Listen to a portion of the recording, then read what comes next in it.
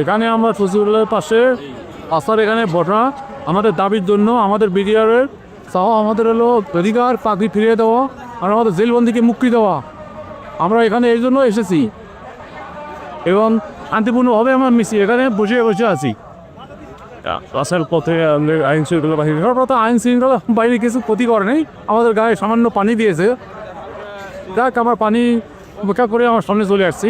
এখানে আমরা রাস্তা পাশে বসে আছি শান্তিপূর্ণভাবে, এর আমার মারামারির জন্য আসি নেই। হ্যাঁ, আর এখানে আমরা দাবি আদায়ের জন্য আসছি, আমাদের চাকরিটা ফিরে দিক আর আমাদের বন্দি জেলে বন্দি আর জেল মুক্ত করে দিলেন আমাদেরকে।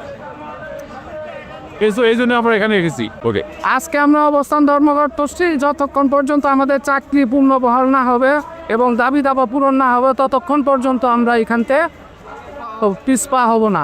মরণ কাপড় গায়ে নিয়েছি, মরণ এবং হয়তো মৃত্যু না হয় চাকরি, হয় মৃত্যু না হয় চাকরি, তাছাড়া আমরা আর দেশে ফিরবো না, বাড়িতে ফিরবো না।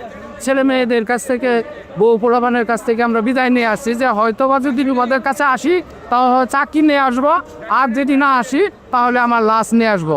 ভবিষ্যতে তোমরা যা করে ফেলতে পারো আল্লাহ তোমাদেরকে সহায় করবে, তুমি সবরে হয় চাকরি না হয় লাশ। আপনাদের এই যে আসার পথে পুলিশ যে বাধা সৃষ্টি করলো, কি হয়েছে? কামান দিছে আমাদেরকে 5-7 মিনিট আটকে রাখছে, জল কামান মাসে ব্যারিকেড দিছে। আমরা ব্যারিকেড ভেঙে জল কামান খেয়ে এই যে ভিজে হিটু সাজ নিয়েও যদি জল কামান খেতে হয় তো এর চেয়ে বড় কষ্ট দুনিয়াতে কিছু নেই। তো কষ্ট কিছু না, আমাদের কথা হয়েছে যে হয়তো আমাদের চাকরি নতুবা আমাদের মৃত্যু, ওটার ত্যাগ। আমাদের কর্মসূচি, আমাদের তো দাবি একটাই, আমাদের চাকরি পূর্ণ বল করলে আমাদের যোগ্যতা মনে হচ্ছে। আমাদের কাজের সাথে আমাদের 16 বছর পরে আমরা দেশের হাতে কাটছি না কেন, আমাদের সর্বোচ্চ লাইব্রেরিতে আমরা মূল্য অসহায়, আমাদের চাকরিটা যদি পূর্ণ বল হয় আমরা এটাই বাজার কাছে আঁকাবার আমাদের এত না। যে আসার পথে আপনাদের যে পুলিশ বাবুলিশে রেখে দেবো, আমাদের উপরে জারি কে করছে সেই পশুগুলো যেতে দেয় না, কারণ কে করছে যাতে আমরা না যাই পালাবো। আমাদের কর্মসূচি এই বিডিআরদের চাকরি ফেরত চাই, কারণ 2009 সালের 26শে ফেব্রুয়ারি তৎকালীন পিলখানায় ফেরতারি শিক্ষাধীন সরকার দারুণ পরিকল্পনায় বিডিআরদের এবং সেনা অঞ্চলদের হত্যাকাণ্ড ঘটায় এবং সেই হত্যাকাণ্ডের মাধ্যমে পিলখানায় অনেকেই জেল জরিমানা সহ ফাঁসিবন যাবজ্জীবন দিয়েছে এবং সারা বাংলাদেশের প্রতিটা স্থাপনায় বিক্রয়ের নামে তকমা দিয়ে অনেক বিডিআর সদস্যকে জেল জরিমানা এবং চাকরিচ্যুত করেছে।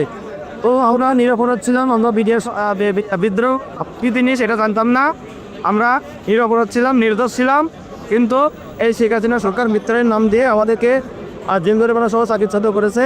আমরা এখানে আসছি আমরা আমাদের ন্যায্য দাবি আদায়ের জন্য। আল্লাহ তাআলা বলেছে যে ন্যায্য দাবি আদায়ের জন্য যদি কেউ আন্দোলন করে মৃত্যুবরণ করে তাহলে শহীদের মর্যাদা পাবে। সেজন্য আমরা এসেছি আমাদের ন্যায্য দাবি আদায় করার জন্য। তাই আমি আমাদের মাননীয় প্রধান উপদেষ্টা, রাষ্ট্র উপদেষ্টা এবং আইন উপদেষ্টাকে কাছে করে অনুরোধ করি, আমরা যারা নিরপরাধ বিডিআর আছি আমাদের চাকরিতে বহাল করা হবে এবং নিরপরাধ বিডিআর এখনও জেলেবন্দি আছে তাদেরকে অধিক অনতি বিলম্বে জামিন এবং মুক্ত দিতে হবে। আমাদের ন্যায্য অধিকার সেটা আদায়ের লক্ষ্যে আমরা এখানে এসেছি। তো আমাদেরকে অন্যায়ভাবে আমাদের প্রতি জুলুম করা হয়েছে। আমরা এই ঘটনার সাথে মূলত কোনোভাবেই জড়িত নই। আমাদেরকে মিথ্যা সাক্ষীর মাধ্যমে বানানো জুডিশিয়াল কিলিংয়ের মাধ্যমে আমাদের উপরে এই অন্যায় করা হয়েছে। সুতরাং আমরা আমাদের আগের সেই পূর্বে আমার চাকরিতে আবার যেতে চাই। পুলিশ কর্তৃক বাধাপ্রাপ্ত হয়েছি আমরা, মূলত আমাদের দাবিটা কিন্তু ছিল ন্যায্য। আমাদের এই ন্যায্য দাবিটা দেশে আহ্বান জনগণ, সুশীল সমাজ, অপর রাজনৈতিক অঙ্গন, পশ্চিমবঙ্গের সাথে এই আন্দোলন মানবাধিকার সংস্থা আমাদের দেশকে মেনে নিয়েছে এবং সবাই বলতেছে আমাদের উপর অত্যাচার করা হয়েছে, আমরা বিঘ্নিত হয়েছি। আমরা তো আইনি সেবা পাইনি, আমরা শেষে আমাদের ন্যায্য অধিকার দাবি আদায়ের জন্য এখানে আসি। বাধা আমাদের যদি বাধা নিয়েছে, আমার সে বাধা উৎপন্ন আমার চলে আসছে। আমার দুঃখের সাথে বলতে চাই মাননীয় প্রধান মহোদয়কে উদ্দেশ্য করে যে আপনি বিশ্বের মতো সমাদৃত, বিশ্ব আপনাকে সম্মান করে। আর আমার পরিবারের থেকে এই সুগন্ধ হচ্ছি আপনার অবশ্যই অ্যান্ড্রয়েড ফোন ব্যবহার করেন বিকেলের কারণটা কি আপনি চোখে করেন না আপনি জানেন না কার কি আপনি কাঁদতেছে কেন করতেছেন না আজকে আইন উপদেষ্টা তার শাশুড়িকে জেল থেকে রক্ষা করার জন্য যে দূরবীন দিয়ে আইন বই ঘাটিয়ে তাকে রক্ষা করলো এই 18,000 ভিডিও কি আইন উপদেষ্টাকে পড়েন আজকে আইন উপদেষ্টা এই সংস্থাদেরকে বলতে চাই আমরা কিন্তু প্রশিক্ষিত আমরা বলতে চাই যে আমাদের প্রতি আপনারা কি করতেই হয় সেটা নেতার উপর ইউজ করবেন মরণ জাতীয় অস্ত্র ইউজ করবেন আপনারা কি আছে ওই জল কামান এগিয়ে করে যদি পরিস্থিতি যখন সহিংসতার দিকে যায় এই দায় সন্তুলিত মন্ত্রণালয় এবং দায়িত্ব থেকে তাকে নিতে হবে করে তো আমাদের নির্যাতন করা হয়েছে আমাদের উপরে একটা অসামরিকভাবে একটা নির্যাতন করা হয়েছে আমরা সবাই এখন মানে নেমে গেছি ক্ষতিগ্রস্ত সদস্য আমাদেরকে এমনভাবে ফাঁসানো হয়েছে বলা হয়েছে সাক্ষী দাও নাহলে জেলে যাও এভাবেই কি বলা হয়েছে আমাদেরকে সাক্ষী দাও নাহলে জেলে যাও যারা সুশৃঙ্খলভাবে শহীদ মিনার থেকে সারিবদ্ধ হয়ে রাস্তা দিয়ে রেনেগাঁও সমস্ত ক্ষতিগ্রস্ত মিডিয়ার আমরা আসতেছি আসার পথে আমাদেরকে পুলিশে বাধা সৃষ্টি করছে আমরা তাদেরকে কোনো উচ্ছেগুলো সৃষ্টি করি নাই এবং আমাদেরকে জলপান মৃত্তিকা তাদের নিক্ষেপ করছে আমরা তাদের তাদের তো আমরা কোনো কিছু ক্ষতি করি নাই আমরা তাদের সাথে কোনো ইস্যুগুলো সৃষ্টি করি নাই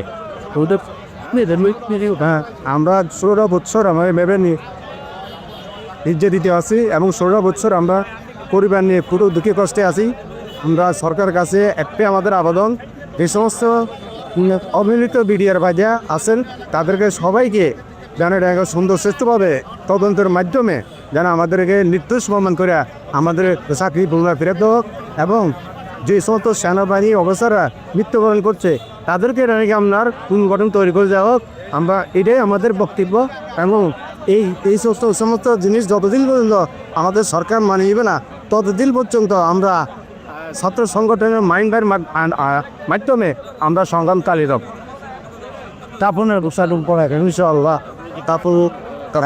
দাপনের কাপড় পড়ার উদ্দেশ্যে একটা 2009 সালে আমাদের যে ক্ষতিগ্রস্ত করছে ক্ষতিগ্রস্ত করা আজও পর্যন্ত আমাদের ফ্যামিলিতে কোনোই আমাদের বা রাষ্ট্রের সাথে আমাদের কোনো এরকমের মূল্যায়ন নাই সেই হিসেবে আমরা তো শেষ আমরা মৃত্যুবরণ করছি এখন যদি আমাদের লাস্ট এই জিনিসটা যদি আমাদের না করে তাহলে তো আমরা এই দাবানো দাবা পড়ার উদ্দেশ্য এটা যে আমাদেরকে দেখো যে আমরা মৃত্যুবরণ একবার করছি আমরা আমার মৃত্যুর জন্য রেডি আছি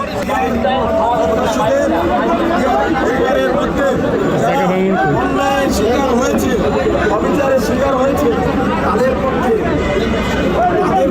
যদি কেউ না দাঁড়ায় যদি সরকারের তরফ থেকে কোনো বার্তা না দেওয়া হয় তাহলে আমরা কঠোর কর্মসূচি দেব দেশটা ঘুরে গেল দেশটা ঘুরার কারণটাকে আমরা জানতে চাই স্বরাষ্ট্র উপদেষ্টা মহোদয় আপনি আমার অভিভাবক ছিলেন আপনি আমার ভাইয়ের প্রধান ছিলেন প্লিজ আপনি আসুন আমাদের দুঃখের কথা শুনেন এবং আমাদেরকে সান্ত্বনা দিয়ে দেন আপনি আমরা আপনার সন্তান ছিলাম আপনি করে সে অভিভাবক আছেন আর যদি না আসেন আপনার মন্ত্রণালয় আমরা ঘেরাও করবই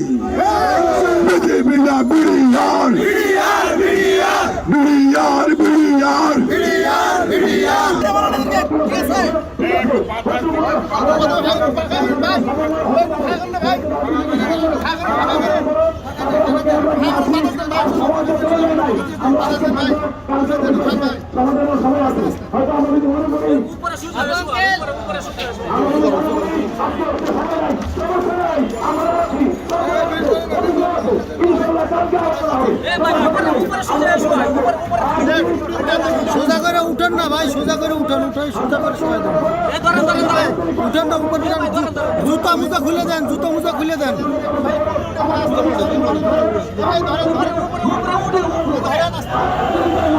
আমরা